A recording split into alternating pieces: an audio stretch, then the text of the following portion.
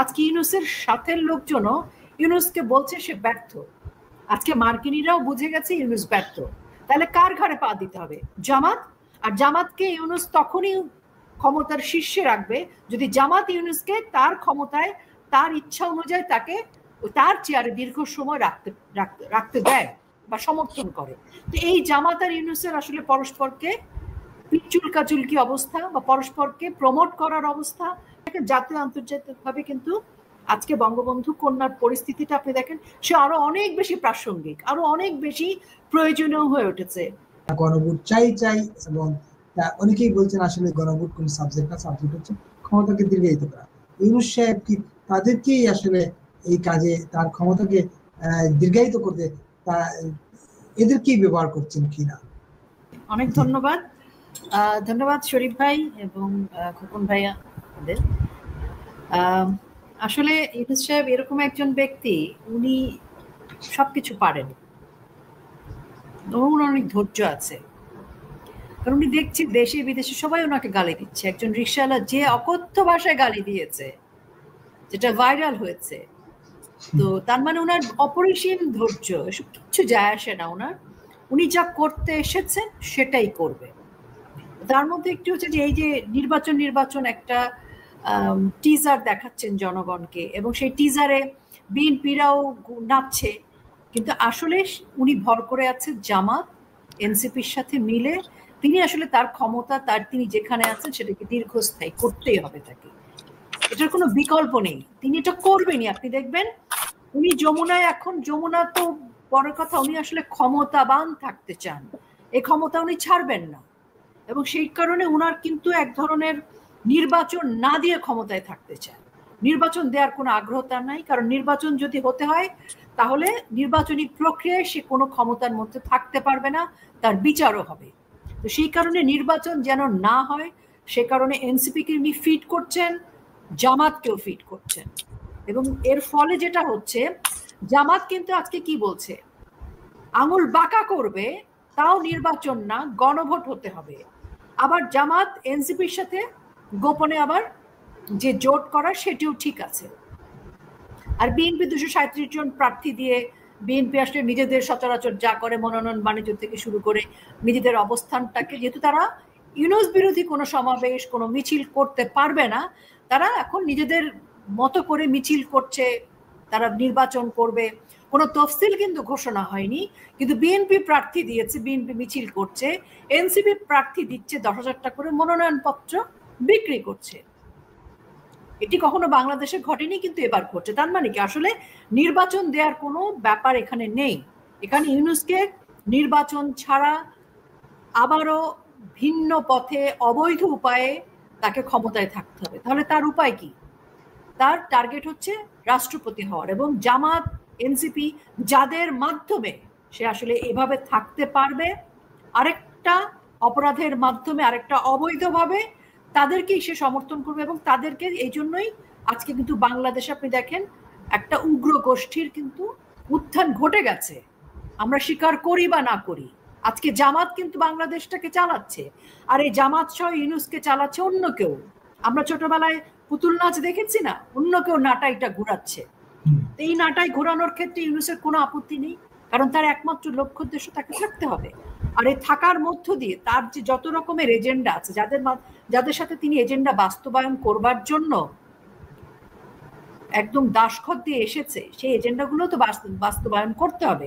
এখন এই মুহূর্তে হয়তো সে ভালো পছন্দ হিসেবে, সে আগের যে শুরুর দিকে যেরকম ইউনূস একটা ব্র্যান্ড ছিল, ইউনূসকে দিয়ে অনেক কিছু করে ফেলা যাবে, বাংলাদেশের মানুষকে একদম মাথাটা ওয়াশ করে ফেলা যাবে, বাংলাদেশের মানুষ ইউনূস বলতে অজ্ঞান হয়ে যাবে।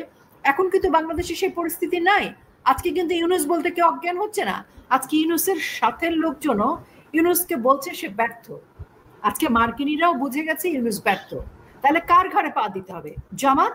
আর জামাতকে ইউনূস তখনই ক্ষমতার শীর্ষে রাখবে যদি জামাত ইউনূসকে তার ক্ষমতায়, তার ইচ্ছা অনুযায়ী তাকে তার চেয়ারে দীর্ঘ সময় রাখতে দেয় বা সমর্থন করে। তো এই জামাত আর ইউনূসের আসলে পরস্পরকে চুলকাচুলকি অবস্থা বা পরস্পরকে প্রমোট করার অবস্থা, পরস্পরের চেয়ার ঠিক করে দেওয়ার অবস্থার মধ্যে আছে। আর এর মধ্যে 13ই নভেম্বর তারা যে ক্যাঙ্গারু কোর্ট করেছে, সেই ক্যাঙ্গারু কোর্টের মাধ্যমে তাদের যে স্ক্রিপ্টটা তৈরি করা, সেই স্ক্রিপ্টের বিরুদ্ধে তো বাংলাদেশ আওয়ামী লীগ ইতিমধ্যে কর্মসূচি দিয়েছে। তা আমি আসলে মানে এত অগ্রিম কোনো কথা বলতে চাই না। আমি যেটা বলতে চাই সেটি হচ্ছে যে দেখেন, সবকিছু যখন মানুষের কাছে স্পষ্ট হয়ে যায়, আগে আমাদের 5ই আগস্ট পরবর্তী সময় আমাদেরকে বলতে হয়েছে, অনেক বলতে হয়েছে, প্রতিটি কথা বলতে হয়েছে, প্রতিটি হিসাব তুলে দিতে হয়েছে, এত হত্যা হয়েছে, এত অগ্নিসংযোগ হয়েছে, এত ভাঙচুর। এখন আর আমাদের কোনো হিসেব দিতে হয় না। এখন জনগণ সে লাল ছিল কি আলবদর ছিল কি বাংলাদেশের মানুষ, আপামর জনসাধারণ প্রত্যেকেই জানে, তারাও জানে যারা এই ঘটনাগুলো ঘটিয়েছে।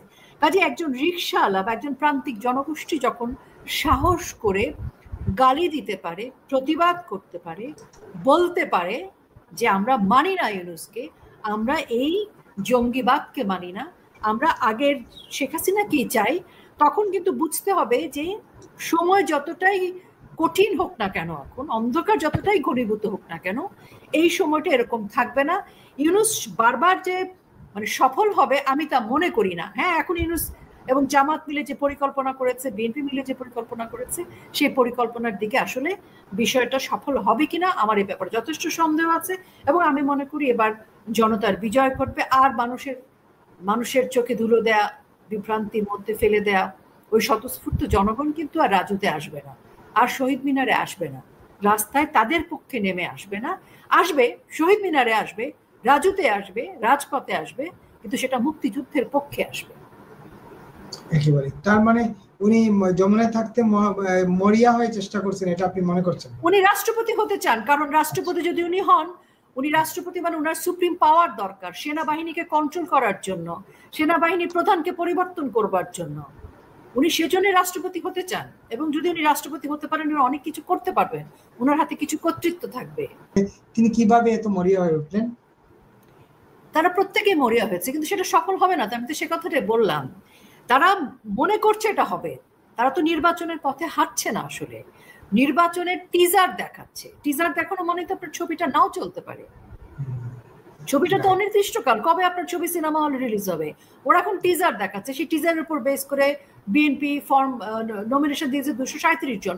কেন 300 জন নয়, ওই 73 জন কেন খালি রেখেছে, সেই হিসাবটাও তো বুঝতে হবে। 73 জন কেন রেখেছে? 300 জনেরই তো প্রার্থিতা দেওয়ার কথা। আর তফসিল ঘোষণা ছাড়া আপনি কিসের প্রার্থিতা দিবেন, কিসের কি দিবেন? আসলে নির্বাচনের পথে নির্বাচন হাঁটছে না। তারা নির্বাচন হবে হবে ভাব করছে, তাতে কারো বাণিজ্য হবে, জোট হবে, এবং এর মধ্য দিয়ে তারা এক ধরনের প্রক্রিয়ার মধ্যে দিয়ে যাবে। 13ই নভেম্বর একটা প্রক্রিয়ার অংশ, তাদের নির্বাচনের এই খেলাটা একটা প্রক্রিয়ার অংশ, কিন্তু আলটিমেটলি সেদিকে হবে না। তারা সেনাবাহিনীর 50%কে যে সেনা সদরে ঢুকিয়ে দিল, কেন, কিসের ভরসায়? দেশটা রক্ষা করবে কারা? দেশে কে আছে? কেউ নেই।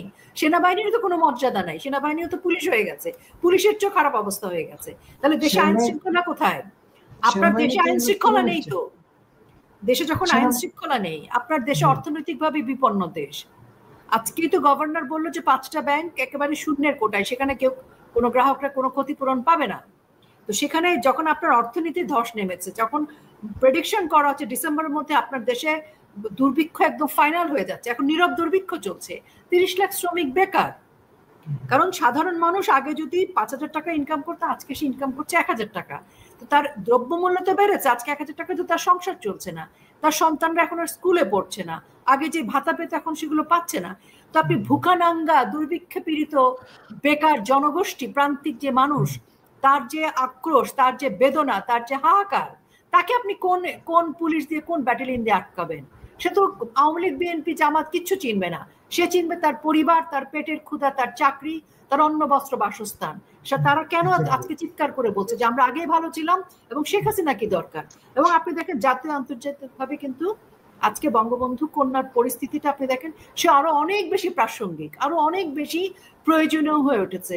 এবং এখন সেই জায়গায় থেকে আপনি বিচার করেন, সাধারণ জনগোষ্ঠী যদি আজকে ঐক্যবদ্ধ হয়, আজকে যদি শুধু আওয়ামী লীগ না, আজকে মুক্তিযুদ্ধের সপক্ষের শক্তি এবং জনগণ, আজকে এই যে চাকরি হারানো শ্রমিকরা, আজকে ওই যে গাজী টায়ারে যে পুড়ে মারা গেছে যে 200-250 শ্রমিক বা সাধারণ মানুষ, যাদের লাশটা পর্যন্ত সেই পরিবার ফেরত পায়নি, তাদের বেদনার জায়গাটা চিন্তা করুন। তারা কি মনে করেন তাদেরকে আটকে রাখতে পারবে?